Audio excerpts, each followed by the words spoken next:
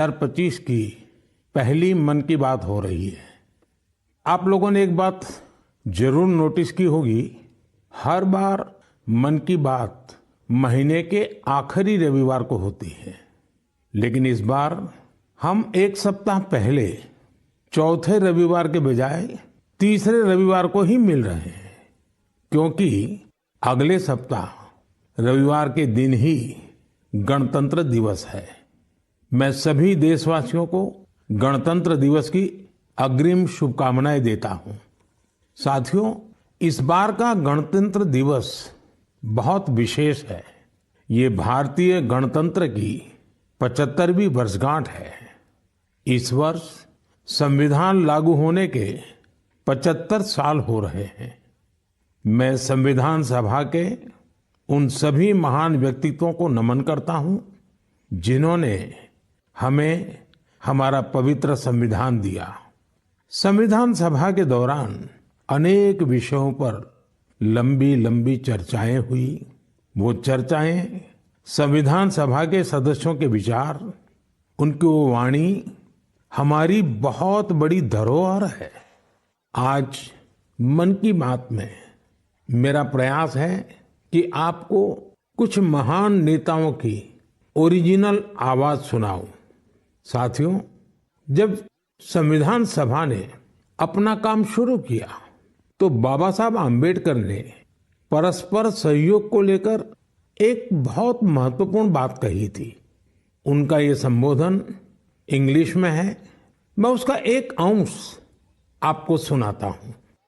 So far as the ultimate goal is concerned, I think none of us need have any apprehensions. None of us need have any doubt. But my fear, which I must express clearly, is this. Our difficulty, as I said, is not about the ultimate future.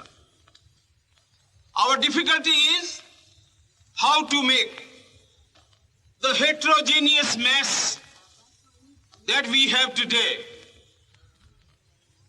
take a decision in common and march in a cooperative way on that road which is bound to lead us to unity.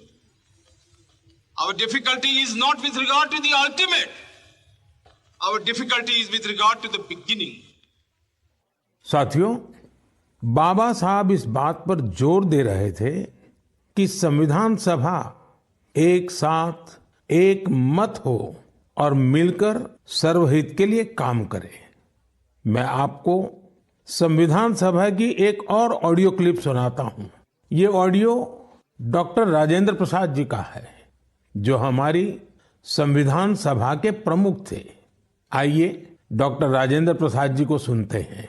हमारा इतिहास बताता है और हमारी संस्कृति सिखाती है कि हम शांति प्रिय हैं और रहें। हमारा साम्राज्य, हमारी फतेह दूसरे तरह की रही है। हमने दूसरों को जंजीरों से, चाहे वो लोहे की हो या सोने की, कभी नहीं बांधने की कोशिश की। हमने दूसरों को अपने साथ लोहे के जंजीर से भी ज्यादा मजबूत मगर सुंदर और सुखद रेशम के धागे से बांध रखा है, और वो बंधन धर्म का है, संस्कृति का है, ज्ञान का है। हम अब भी उसी रास्ते पर चलते रहेंगे और हमारी एक ही इच्छा और अभिलाषा है। वो अभिलाषा ये है कि हम संसार में सुख और शांति कायम करने में मदद पहुंचा सकें और संसार के हाथों में सत्य और अहिंसा वो अचूक हथियार दे सकें जिसने हमें आज आजादी तक पहुंचाया है। हमारी जिंदगी और संस्कृति में कुछ ऐसा है जिसने हमें समय के थपेड़ों के बावजूद जिंदा रहने की शक्ति दी है। अगर हम अपने आदर्शों को सामने रखे रहेंगे तो हम संसार की बड़ी सेवा कर पाएंगे। साथियों, डॉक्टर राजेंद्र प्रसाद जी ने मानवीय मूल्यों के प्रति देश की प्रतिबद्धता की बात कही थी। अब मैं आपको डॉक्टर श्यामा प्रसाद मुखर्जी की आवाज सुनाता हूं। उन्होंने अवसरों की समानता का विषय उठाया। डॉक्टर श्यामा प्रसाद मुखर्जी ने कहा था, I hope, sir, that we shall go ahead with our work in spite of all difficulties and thereby help to create that great India, which will be the motherland of not this community or that, not this class of it, but of every person man, woman, and child inhabiting in this great land, irrespective of race, caste, creed, or community. Everyone to have an equal opportunity so that he or she can develop himself and herself according to the best talent and serve the great common motherland of the earth. साथियों, मुझे उम्मीद है आपको भी संविधान सभा की debate से ये ओरिजिनल ऑडियो सुनकर अच्छा लगा होगा। हम देशवासी को इन विचारों से प्रेरणा लेकर ऐसे भारत के निर्माण के लिए काम करना है जिस पर हमारे संविधान निर्माताओं को भी गर्व हो। साथियों, गणतंत्र दिवस से एक दिन पहले 25 जनवरी को नेशनल वोटर्स डे है। ये दिन इसलिए अहम है क्योंकि इस दिन भारतीय निर्वाचन आयोग की स्थापना हुई थी। Election commission. हमारे संविधान निर्माताओं ने संविधान में हमारे चुनाव आयोग को लोकतंत्र में लोगों की भागीदारी को बहुत बड़ा स्थान दिया है। देश में जब 1951-52 में पहली बार चुनाव हुए तो कुछ लोगों को संशय था कि क्या देश का लोकतंत्र जीवित रहेगा। Tata new HDFC bank credit card के साथ अप टू 10% सेविंग।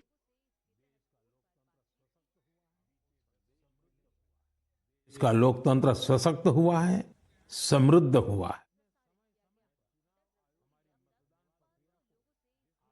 समय पर हमारी मतदान प्रक्रिया को आधुनिक बनाया है, मजबूत किया है।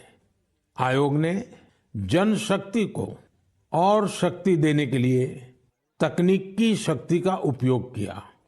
मैं चुनाव आयोग को निष्पक्ष चुनाव के उनके कमिटमेंट के लिए बधाई देता हूं। मैं देशवासियों से कहूंगा कि वो ज्यादा से ज्यादा संख्या में हमेशा करें और देश के डेमोक्रेटिक प्रोसेस का हिस्सा भी बने और इस प्रोसेस को सशक्त भी करें। मेरे प्यारे देशवासियों, प्रयागराज में महाकुंभ का श्री गणेश हो चुका है। चिरस्मरणीय जन सैलाब, अकल्पनीय दृश्य और समता समरसता का असाधारण संगम। इस बार कुंभ में कई दिव्य योग भी बन रहे हैं। कुंभ का ये उत्सव विविधता में एकता का उत्सव मनाता है। संगम की रेती पर पूरे भारत के, पूरे विश्व के लोग जुड़ते हैं। हजारों वर्षों से चली आ रही इस परंपरा में कहीं भी कोई भेदभाव नहीं, जातिवाद नहीं। इसमें भारत के दक्षिण से लोग आते हैं, भारत के पूर्व और पश्चिम से लोग आते हैं। कुंभ में गरीब अमीर सब एक हो जाते हैं। सब लोग संगम में डुबकी लगाते हैं, एक साथ भंडारों में भोजन करते हैं, प्रसाद लेते हैं। तभी तो कुंभ एकता का महाकुंभ है। कुंभ का आयोजन हमें ये भी बताता है कि कैसे हमारी परंपराएं पूरे भारत को एक सूत्र में बांधती हैं। उत्तर से दक्षिण तक मान्यताओं को मानने के तरीके एक जैसे ही हैं। एक तरफ प्रयागराज, उज्जैन, नासिक और हरिद्वार में कुंभ का आयोजन होता है, वैसे ही दक्षिण भूभाग में गोदावरी, कृष्णा, नर्मदा और कावेरी नदी के तटों पर पुष्करम होते हैं। ये दोनों ही पर्व हमारी पवित्र नदियों से, उनकी मान्यताओं से जुड़े हुए हैं। इसी तरह कुंभकोणम से तिरुक्कड़ियूर, कुड़वासल से तिरुचेरै अनेक ऐसे मंदिर हैं जिनकी परंपराएं कुंभ से जुड़ी हुई हैं। साथियों, इस बार आप सब ने देखा होगा कि कुंभ में युवाओं की भागीदारी बहुत व्यापक रूप में नजर आती है। और ये भी सच है कि जब युवा पीढ़ी अपनी सभ्यता के साथ गर्व के साथ जुड़ जाती है तो उसकी जड़ें और मजबूत होती है और तब उसका स्वर्णिम भविष्य भी सुनिश्चित हो जाता है। हम इस बार कुंभ के डिजिटल फुटप्रिंट्स भी इतने बड़े स्केल पर देख रहे हैं। कुंभ की ये वैश्विक लोकप्रियता हर भारतीय के लिए गर्व की बात है। साथियों, कुछ दिन पहले ही पश्चिम बंगाल में गंगा सागर मेले का भी विहंगम आयोजन हुआ है। संक्रांति के पावन अवसर पर इस मेले में पूरी दुनिया से आए लाखों श्रद्धालुओं ने डुबकी लगाई है। कुंभ, पुष्करम और गंगा सागर मेला हमारे ये पर्व हमारे सामाजिक मेलजोल को, सद्भाव को, एकता को बढ़ाने वाले पर्व है। ये पर्व भारत के लोगों को भारत की परंपराओं से जोड़ते हैं और जैसे हमारे शास्त्रों ने संसार में धर्म, अर्थ, काम, मोक्ष चारों पर बल दिया है, वैसे ही हमारे पर्वों और परंपराएं भी आध्यात्मिक, सामाजिक, सांस्कृतिक और आर्थिक हर पक्ष को भी सशक्त करते हैं। साथियों, इस महीने हमने पौष शुक्ल द्वादशी के दिन रामलला के प्राण प्रतिष्ठा पर्व की पहली वर्षगांठ मनाई है। इस साल पौष शुक्ल द्वादशी 11 जनवरी को पड़ी थी। इस दिन लाखों राम भक्तों ने अयोध्या में रामलला के साक्षात दर्शन कर उनका आशीर्वाद लिया। प्राण प्रतिष्ठा की ये द्वादशी भारत की सांस्कृतिक चेतना की पुनः प्रतिष्ठा की द्वादशी है। इसलिए पौष शुक्ल द्वादशी का ये दिन एक तरह से प्रतिष्ठा द्वादशी का दिन भी बन गया है। हमें विकास के रास्ते पर चलते हुए ऐसे ही अपनी विरासत को भी सहेजना है, उनसे प्रेरणा लेते हुए आगे बढ़ना है। मेरे प्यारे देशवासियों, 2025 की शुरुआत में ही भारत ने अंतरिक्ष के क्षेत्र में कई ऐतिहासिक उपलब्धियां हासिल की हैं। आज मुझे ये बताते हुए गर्व है कि एक भारतीय स्पेस टेक स्टार्टअप बेंगलुरु के पिक्सेल ने भारत का पहला निजी सैटेलाइट कॉन्स्टेलेशन फायरफ्लाई सफलतापूर्वक लॉन्च किया है। यह सैटेलाइट कॉन्स्टेलेशन दुनिया का सबसे high resolution hyper spectral satellite constellation है। इस उपलब्धि ने न केवल भारत को आधुनिक स्पेस टेक्नोलॉजी में अग्रणी बनाया है, बल्कि यह आत्मनिर्भर भारत की दिशा में भी एक बड़ा कदम है। ये सफलता हमारे निजी स्पेस सेक्टर की बढ़ती ताकत और इनोवेशन का प्रतीक है। मैं इस उपलब्धि के लिए पिक्सेल की टीम, इसरो और इन स्पेस को पूरे देश की ओर से बधाई देता हूं। साथियों, कुछ दिन पहले हमारे वैज्ञानिकों ने स्पेस सेक्टर में ही एक और बड़ी उपलब्धि हासिल की। हमारे साइंटिस्ट ने सैटेलाइट्स की स्पेस डॉकिंग कराई है। जब अंतरिक्ष में 2 स्पेस क्राफ्ट कनेक्ट किए जाते हैं तो इस प्रक्रिया को स्पेस डॉकिंग कहते हैं। यह तकनीक अंतरिक्ष में स्पेस स्टेशन तक सप्लाई भेजने और क्रू मिशन के लिए अहम है। भारत ऐसा चौथा देश बना है जिसने ये सफलता हासिल की है। साथियों, हमारे वैज्ञानिक अंतरिक्ष में पौधे उगाने और उन्हें जीवित रखने के प्रयास भी कर रहे हैं। इसके लिए इसरो के वैज्ञानिकों ने लोबिया के बीज को चुना। 30 दिसंबर को भेजे गए ये बीज अंतरिक्ष में ही अंकुरित हुए। ये एक बेहद प्रेरणादायक प्रयोग है जो भविष्य में स्पेस में सब्जियों उगाने का रास्ता खोलेगा। ये दिखाता है कि हमारे वैज्ञानिक कितनी दूर की सोच के साथ काम कर रहे हैं। साथियों, मैं आपको एक और प्रेरणादायक पहल के बारे में बताना चाहता हूं। आईआईटी मद्रास का एक्सटेम केंद्र अंतरिक्ष में मैन्युफैक्चरिंग के लिए नई तकनीकों पर काम कर रहा है। ये केंद्र अंतरिक्ष में 3D printed buildings, metal forms और ऑप्टिकल फाइबर जैसे तकनीकों पर रिसर्च कर रहा है। ये सेंटर बिना पानी के कंक्रीट निर्माण जैसी क्रांतिकारी विधियों को भी विकसित कर रहा है।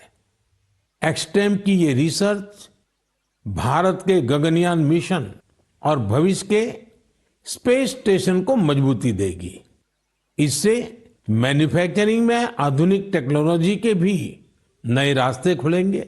साथियों, ये सभी उपलब्धियां इस बात का प्रमाण है कि भारत के वैज्ञानिक और इनोवेटर्स भविष्य की चुनौतियों का समाधान देने के लिए कितने विजनरी हैं।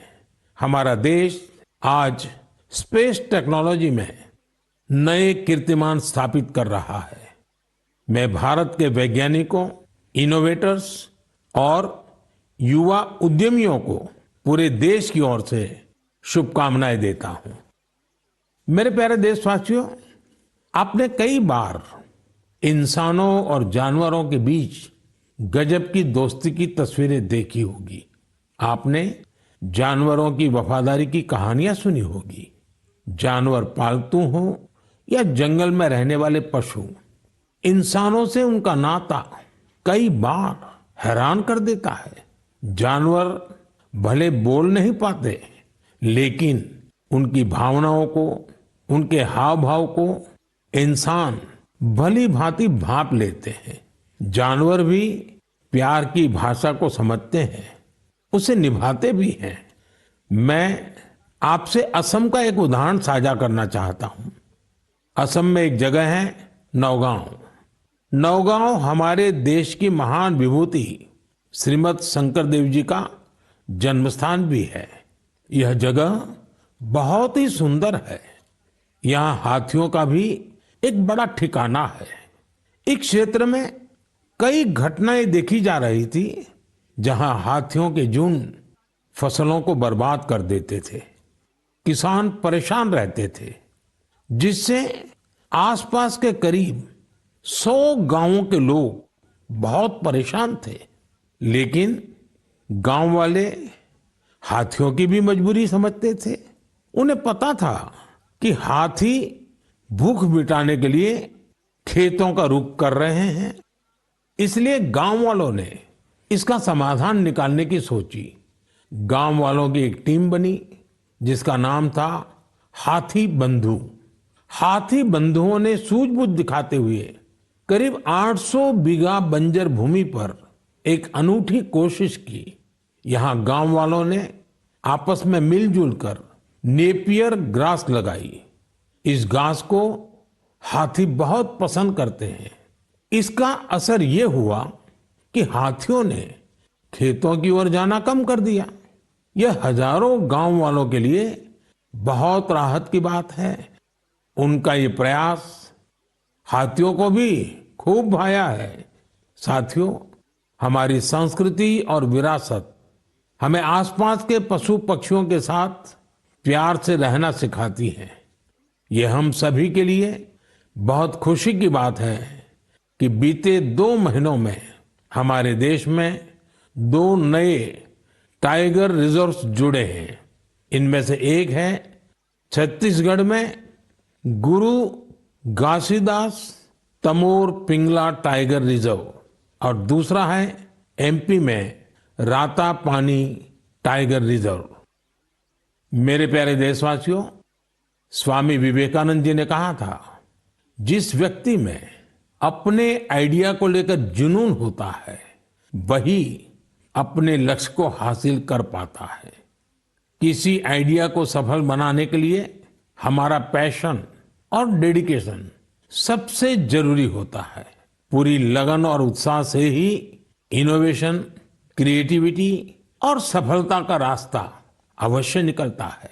कुछ दिन पहले ही स्वामी विवेकानंद जी की जयंती पर मुझे विकसित भारत यंग लीडर्स डायलॉग का हिस्सा बनने का सौभाग्य मिला।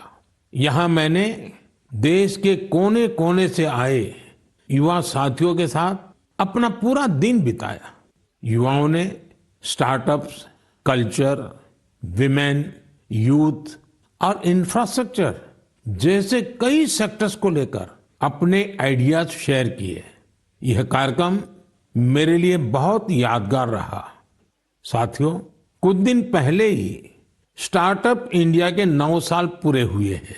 हमारे देश में जितने स्टार्टअप्स 9 साल में बने हैं, उनमें से आधे से ज्यादा टियर 2 और टियर 3 शहरों से हैं। और जब ये सुनते हैं तो हर हिंदुस्तानी का दिल खुश हो जाता है। यानी हमारा स्टार्टअप कल्चर बड़े शहरों तक ही सीमित नहीं है। और आपको यह जानकर हैरानी होगी कि छोटे शहरों के स्टार्टअप्स में आधे से ज्यादा का नेतृत्व हमारी बेटियां कर रही है।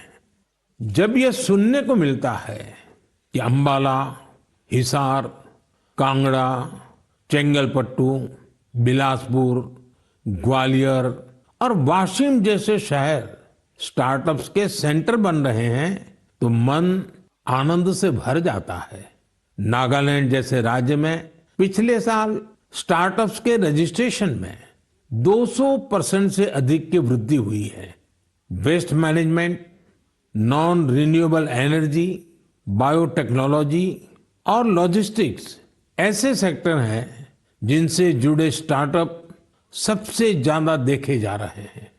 ये कन्वेंशनल सेक्टर्स नहीं है, लेकिन हमारे युवा साथी भी तो कन्वेंशनल से आगे की सोच रखते हैं, इसलिए उन्हें सफलता भी मिल रही है। साथियों, 10 साल पहले जब कोई स्टार्टअप के क्षेत्र में जाने की बात करता था तो उसे तरह तरह के ताने सुनने को मिलते थे। कोई ये पूछता था कि आखिर स्टार्टअप होता क्या है, तो कोई कहता था कि इसे कुछ होने वाला नहीं है। लेकिन अब देखिए, 1 दशक में कितना बड़ा बदलाव आ गया। आप भी भारत में बन रहे नए अवसरों का भरपूर लाभ उठाएं। अगर आप खुद पर विश्वास रखेंगे तो आपके सपनों को भी नई उड़ान मिलेगी। मेरे प्यारे देशवासियों, नेक नियत से निस्वार्थ भावना के साथ किए गए कामों की चर्चा दूर सुदूर पहुंच ही जाती है। और हमारा मन की बात तो इसका बहुत बड़ा प्लेटफॉर्म है। हमारे इतने विशाल देश में दूर दराज भी अगर कोई अच्छा काम कर रहा होता है, कर्तव्य भावना को सर्वोपरि रखता है, तो उसके प्रयासों को सामने लाने का ये बेहतरीन मंच है। अरुणाचल प्रदेश में दीपक नाबाम जी ने सेवा की अनूठी मिसाल पेश की है। दीपक जी यहाँ लिविंग होम चलाते हैं, जहाँ मानसिक रूप से बीमार, शरीर से असमर्थ लोगों और बुजुर्गों की सेवा की जाती है। यहाँ पर ड्रग्स की लत के शिकार लोगों की देखभाल की जाती है। दीपक नाबाम जी ने बिना किसी सहायता के समाज के वंचित लोगों, हिंसा पीड़ित परिवारों और बेघर लोगों को सहारा देने का अभियान शुरू किया। आज उनकी सेवा ने एक संस्था का रूप ले लिया है। उनकी संस्था को कई अवार्ड से भी सम्मानित किया गया है। लक्षद्वीप के कवरत्ती द्वीप पर नर्स के रूप में काम करने वाली के हिडुम्बी जी, उनका काम भी बहुत प्रेरित करने वाला है। आपको ये जानकर हैरानी होगी कि वो 18 वर्ष पहले सरकारी नौकरी से रिटायर हो चुकी हैं, लेकिन आज भी उसी करुणा और स्नेह के साथ लोगों की सेवा में जुटी हैं जैसे वो पहले करती थी। लक्षद्वीप के ही केजी मोहम्मद जी के प्रयास ये भी अद्भुत है। उनकी मेहनत से मिनिकॉय द्वीप का मरीन इकोसिस्टम मजबूत हो रहा है। उन्होंने पर्यावरण के प्रति लोगों को जागरूक करने के लिए कई गीत लिखे हैं। उन्हें लक्षद्वीप साहित्य कला अकादमी की तरफ से बेस्ट फोक सॉन्ग अवार्ड भी मिल चुका है। केजी मोहम्मद रिटायरमेंट के बाद वहां के म्यूजियम के साथ जुड़कर भी काम कर रहे हैं। साथियों, एक और बड़ी अच्छी खबर अंडमान और निकोबार द्वीप समूह से भी है।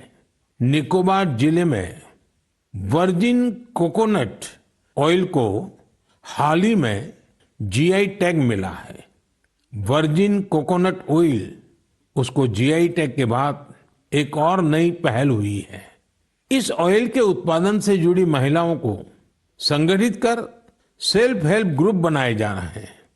उन्हें मार्केटिंग और ब्रांडिंग की स्पेशल ट्रेनिंग भी दी जा रही है। ये हमारे आदिवासी समुदायों को आर्थिक रूप से सशक्त बनाने की दिशा में एक बड़ा कदम है। मुझे विश्वास है भविष्य में निकोबार का वर्जिन कोकोनट ऑयल दुनिया भर में धूम मचाने वाला है और इसमें सबसे बड़ा योगदान अंडमान और निकोबार के महिला सेल्फ हेल्प ग्रुप का होगा। मेरे प्यारे देशवासियों, पल भर के लिए आप एक दृश्य की कल्पना कीजिए। कोलकाता में जनवरी का समय है, दूसरा विश्व युद्ध अपने चरम पर है और इधर भारत में अंग्रेजों के खिलाफ गुस्सा उफान पर है। इसकी वजह से शहर में चप्पे चप्पे पर पुलिस वालों की तैनाती है। कोलकाता के बीचों बीच एक घर के आसपास पुलिस की मौजूदगी ज्यादा चौकस है। इसी बीच लंबा ब्राउन कोट, पैंट और काली टोपी पहने हुए एक व्यक्ति रात के अंधेरे में एक बंगले से कार लेकर बाहर निकलता है। मजबूत सुरक्षा वाली कई चौकियों को पार करते हुए वो एक रेलवे स्टेशन गोमो पहुंच जाता है। ये स्टेशन अब झारखंड में है। यहां से एक ट्रेन पकड़कर वो आगे के लिए निकलता है। इसके बाद अफगानिस्तान होते हुए वो यूरोप जा पहुंचता है और यह सब अंग्रेजी हुकूमत के अभेद किलेबंदी के बावजूद होता है। साथियों, ये कहानी आपको फिल्मी सीन जैसी लगती होगी। आपको लग रहा होगा इतनी हिम्मत दिखाने वाला व्यक्ति आखिर किस मिट्टी का बना होगा। दरअसल ये व्यक्ति कोई और नहीं, हमारे देश की महान विभूति नेताजी सुभाष चंद्र बोस थे। 23 जनवरी यानी उनकी जन्म जयंती को अब हम पराक्रम दिवस के रूप में मनाते हैं। उनके शौर्य से जुड़ी इस गाथा में भी उनके पराक्रम की झलक मिलती है। कुछ साल पहले मैं उनके उसी घर में गया था जहां से वे अंग्रेजों को चकमा देकर निकले थे। उनकी वो कार अभी वहां मौजूद है। वो अनुभव मेरे लिए बहुत ही विशेष रहा। सुभाष बाबू एक विजनरी थे। साहस तो उनके स्वभाव में रचा बसा था। इतना ही नहीं, वे बहुत कुशल प्रशासक भी थे। महज 27 साल की उम्र में वो कोलकाता कॉरपोरेशन के चीफ एग्जीक्यूटिव ऑफिसर बने और उसके बाद उन्होंने मेयर की जिम्मेदारी भी संभाली। एक प्रशासक के रूप में भी उन्होंने कई बड़े काम किए।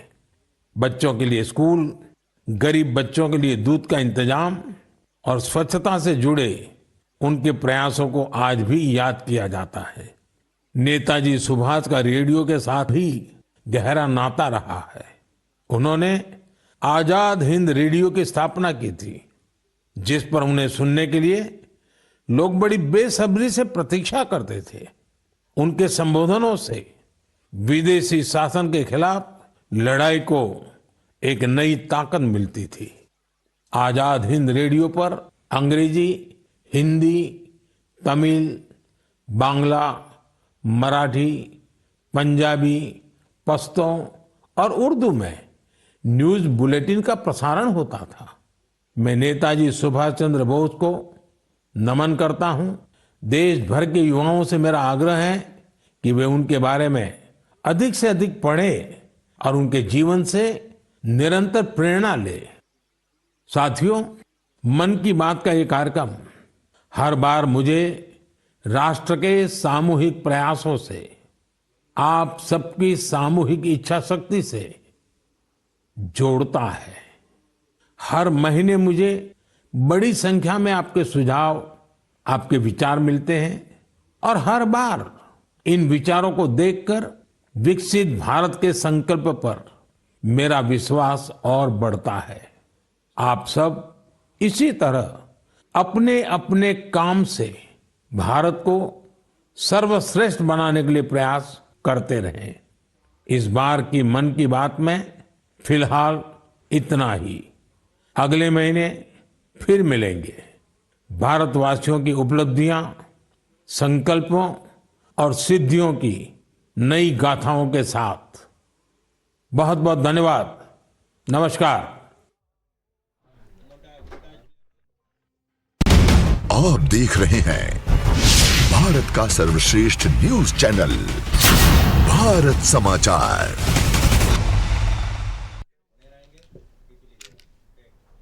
नमस्कार बॉस।